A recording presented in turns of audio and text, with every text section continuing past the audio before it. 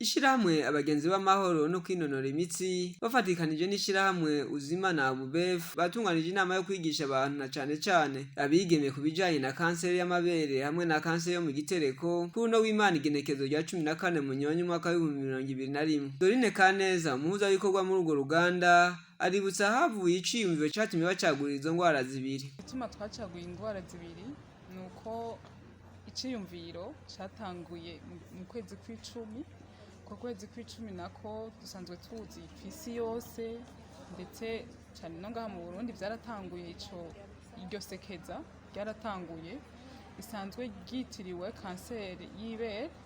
Rero burya iciyumviro niho cari cahereye tuvuga ati rero reka tujane no ku kwezi kw'icumi dukorane n'iyi ngwara isanzwe itazwi cyane mu kibano cacu c'u Burundi urwaruka rutazi cane abakobwa. Nkuko mwabibonye mu nyigisho batubwiye yuko umukobwa umwe canke umugore umwe kuri 12 baba bashobora kuzogwara kanseri y'ibere.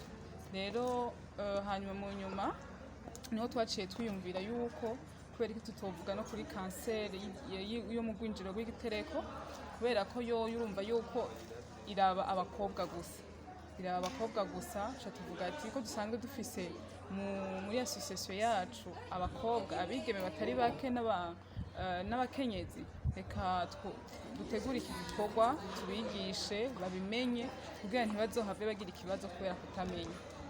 Rero gucagura izo ngwara zibiri nuko byari bijanye n'igihe turimwo kandi tubona n'abantu twari twacaguye abigeme twongeye ko kanseri y'ubwinjiro bw'igitereko byobagira akamaro kurusha.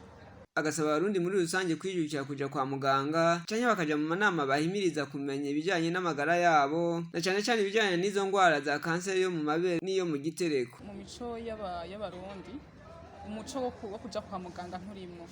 Umuco wo kuja kwa muganga nturaba mwinshi ku buryo umuntu wese agize ikibazo ababaye mu nda gusa ngo acija kwa muganga, ahubwo aca yihutira kuja kwaha imiti kirundi nk'uko abakera bamwe bivuza bagakira canke agaca yibwira ngo n'uburozi aho kuja kwa muganga.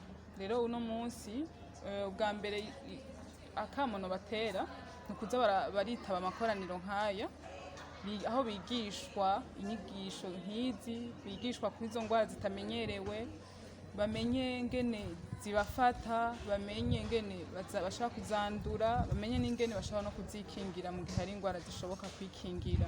Naho mu gihe atari ingwara zishobora kwikingira naho bamenye ngene babibamwo ko baja kwa muganga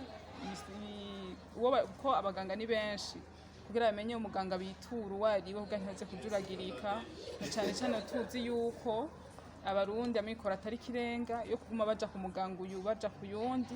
Rero boza baritaba amakoraniro nkaya kugira baronka abantu bababwira neza umuganga bitura batarinze kujuragirika. Kubwa Maître Murengwa Solange mutumiye mu urwo ruganda yatanze impanuro kurwo rwaruka akarutera intege mu kurimiza kwiga kuko ngo niyo ntango ya byose. Izi nyigisho tujeje kumva ngaha aba banyakuba baje kudushikiriza n'inyigisho z'akamaro cyane.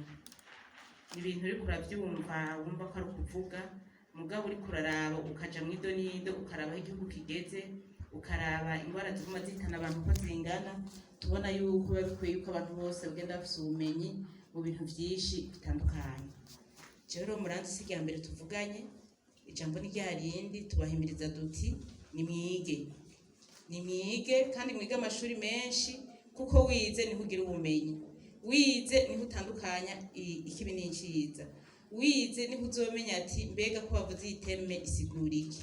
Ivyo rero ntuzobishikako uri kurarira amaboko, ntuzobishikako utari kuritanga. Agomba ntera intege abantu bafite ama initiative, reka kwicarana ingabire zanyu.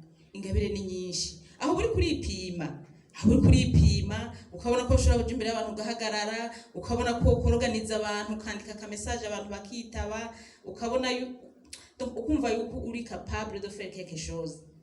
Sivyo none mwipime rero umwe wese ahari ipime jo woroganiza abakobwa 5 nyakwa muganga yavuze ati je naho aba abantu 5 n'abantu 10 mumpamagaye ndaza. Dorine Kaneza agatumirira abasanzwe bafise ibigo byo gupima izo ngwara ndetse na leta kugiza kwipimisha ku buntu izo ngwara kugira ngo baronse impanuro batarasinzikara.